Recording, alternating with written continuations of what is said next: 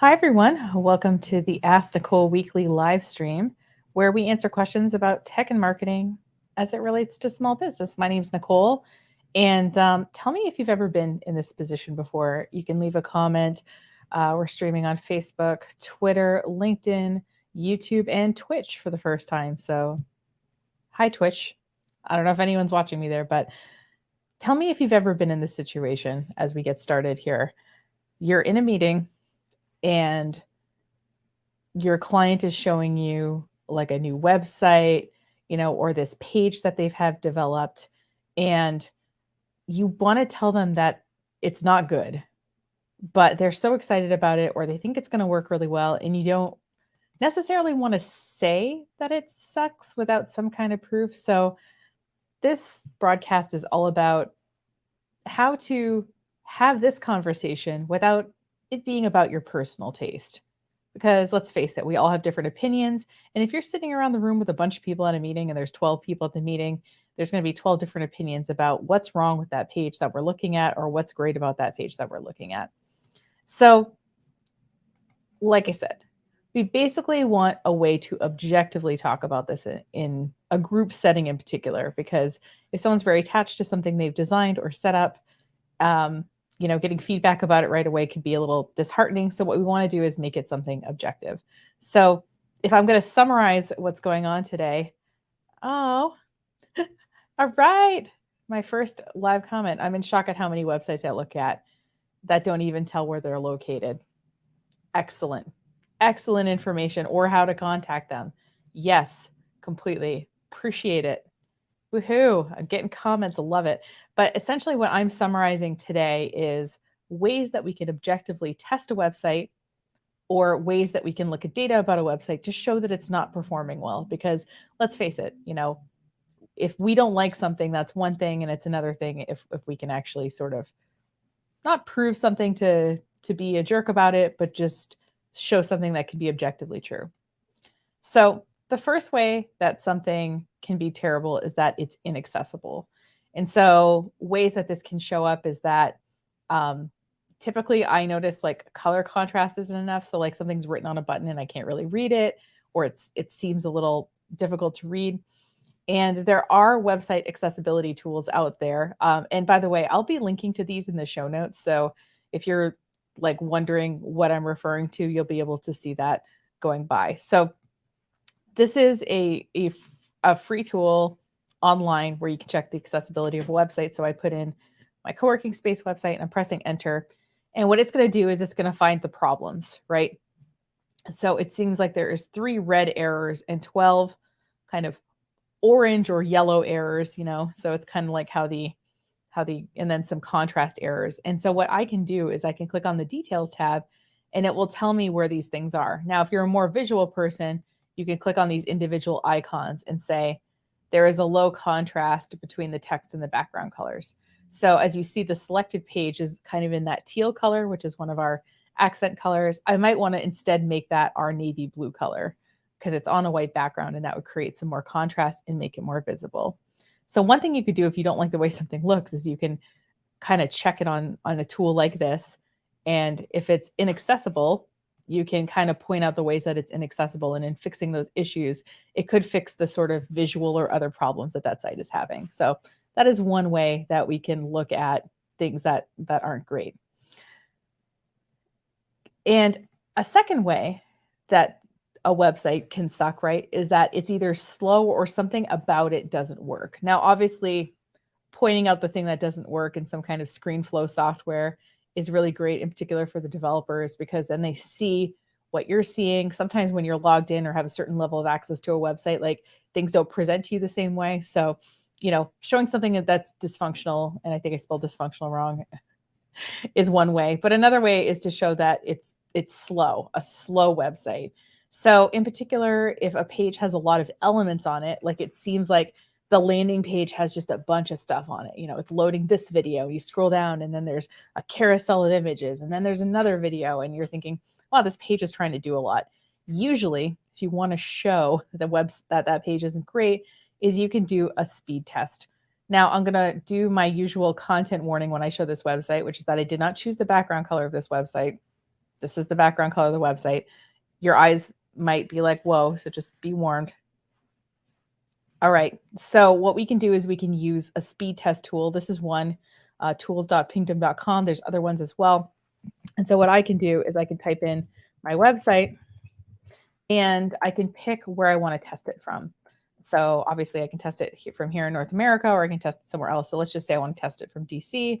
I click start test and it runs the test. And what it will do is it will show how fast my site loads from that location, what elements are loading on that particular page. So what it's doing right now, I put in my homepage, right? I just put in anchorspace.com. So it's only going to show the results for my homepage.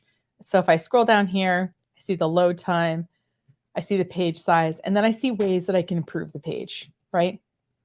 And if I scroll down further, it says what items on the page are taking the most time to load.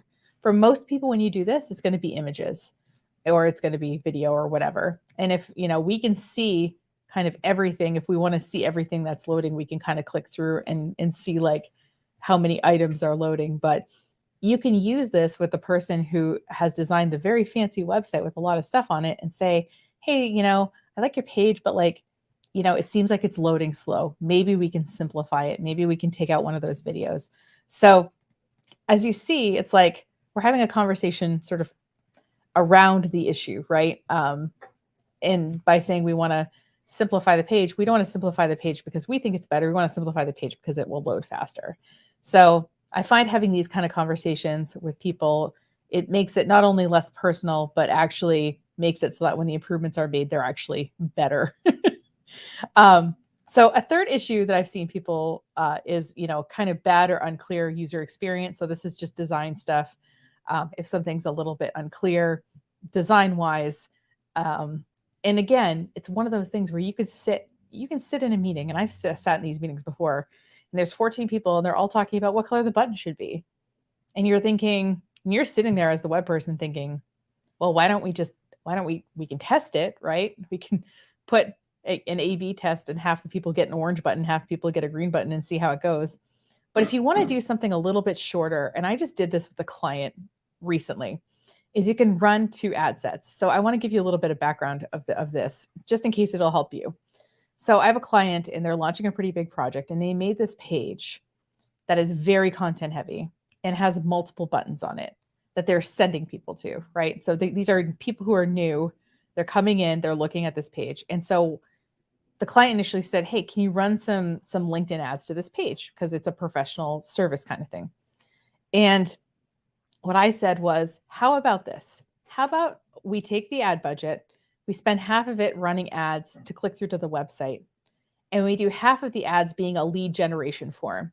So you can check out, I have a past broadcast about lead generation forms on Facebook that I'll link to in the show notes. But the idea of a lead generation form is people are on whatever site they're on. They're on Facebook, they're on LinkedIn, they're on, whatever site that you're running a lead generation ad on. And rather than them having to click through and go to another website, which, if you're on LinkedIn, maybe you're there to do LinkedIn things. Instead of having them say, hey, go here, there's a form that comes up right on LinkedIn where they can put in their email address, their name. You can collect other information as well, but obviously you don't want to make the form too long. And then they can go on their merry way without having to leave LinkedIn. And so I said, hey, how about we do a form, and people who are interested in this service can fill out the form and we'll get back to them. And so I want to show you this ad set is still running at the moment, but I wanted to show you some results. I've obscured the client's, information here. But as you see, 27 website visits, but 12 leads. And it's spent about the same amount of money. And so far, nobody that I know of anyway, although I'll find out maybe tomorrow when we have our meeting, I don't think anyone has filled out the form on the website for information. But we do have 12 people on LinkedIn who filled out that form to get information. So if we see that a form is working, that people are interested in this particular service, right, on LinkedIn, but by sending them to the page, they didn't fill out the same form, that could point to a problem, potentially in user experience or otherwise how the information is being presented on that website. I hope that makes sense. But, and like I said, all these different places that you can take out advertisements online, they typically have a lead generation ad. They're a little bit more expensive because at the end of it, you are getting people's contact information, which is a little bit more expensive to get. But in the case of this, it's worthwhile because I can say, hey, look, people are interested in your service, right? Like they filled out the form on LinkedIn. They just weren't as interested in the service when they went to the website. So how can we make it so that the website is communicating the way this LinkedIn ad is communicating about your new service to a cold audience? Another way, if you don't want to run lead generation ads to show this, what you could do is you could have sort of some user testing on your site. Now, there are these services that you can hire out, and what they'll do is you give them the tasks that you want people to do and like your website, and they find people to test it maybe in the demographic. So like, let's say I was, I don't know, a clothing retailer for, and I knew that my clients were a certain age, certain demographic. They would find testers for me in that demographic and have them do things like, oh, let's have them put something in the cart. Let's have them shop for a gift for their mother. Let's have them see if they can find the blog. Let's see if, different kind of tasks like that. And then typically these sessions are recorded so that you can watch the person navigate. And by watching, and they're talking, because I feel like I've done this before for people, and what I'll do is I'll kind of talk through and say, oh, I'm looking for the search button. I kind of thought maybe the upper right. Oh, I found it. It's on the bottom. And then I continue filling it out. So it gives you some perspective of someone who's brand new to your website, going on your website and trying to do something. Alternatively, you can just find people. I did this with my e-commerce site when it launched a few years ago. Just got pizza and beer and said, hey, come by for a usability party. You just have to do one task for 10 minutes and then, stay for pizza and beer and hang out with people. And so we got a lot of really useful data by kind of capturing what people were doing on those tasks and, hey, thanks kind of thing. So you could do something sort of locally like that, or if you want to do it online, clearly you can do that as well. But watching other people not in your company navigate the website, it's really hard to argue with that. Another way sometimes that I think websites can be hard or suck is that they have inconsistent branding. So maybe like the Facebook and the Instagram are like super on point, but you go through to the website and it feels like it's, am I in the right place? Like it's kind of an inconsistent experience.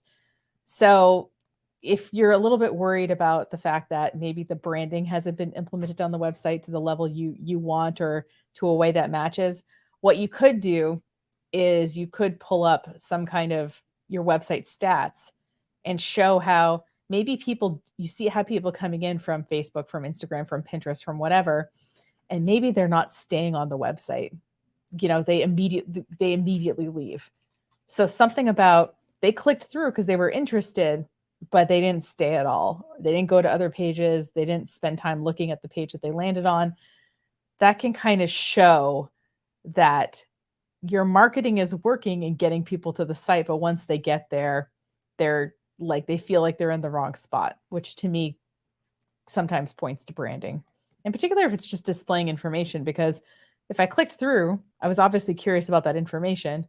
If you shared a link that said, click through here to see some, great tips on how to make your, morning coffee more healthy, I was interested in that information and I clicked through. If I didn't stick around, there was something on that page unrelated to the information that wasn't working for me. Maybe the information wasn't there at all, but probably it's just that I felt like I was maybe in the wrong place in some way, which to me points to a branding issue. And a final thing that a website can stink is that it's not converting. And by conversion, I mean, if it's an e-commerce store, nobody's buying. If it's a service thing and it's, fill out this contact form for an insurance quote and nobody's filling it out, it's not working. So, obviously, maybe you're in the kind of industry where conversion isn't the exact thing, right? Maybe there isn't quite this way for them to act when they get to your site. I think there should be, but maybe for some reason you can't. Maybe I'm trying to think.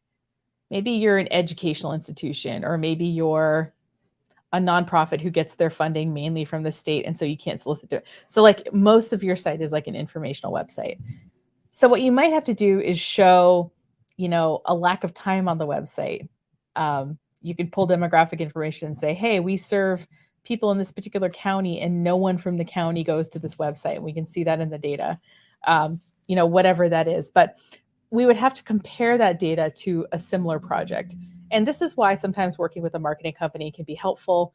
It's not like I've been in every industry, because I'm not going to pretend I have, but I have a broad range of experience. I probably have access to 150 different Google Analytics profiles at this point. And I can tell you, like, okay, well, this nonprofit, this other place, like, this is the kind of data that they're seeing.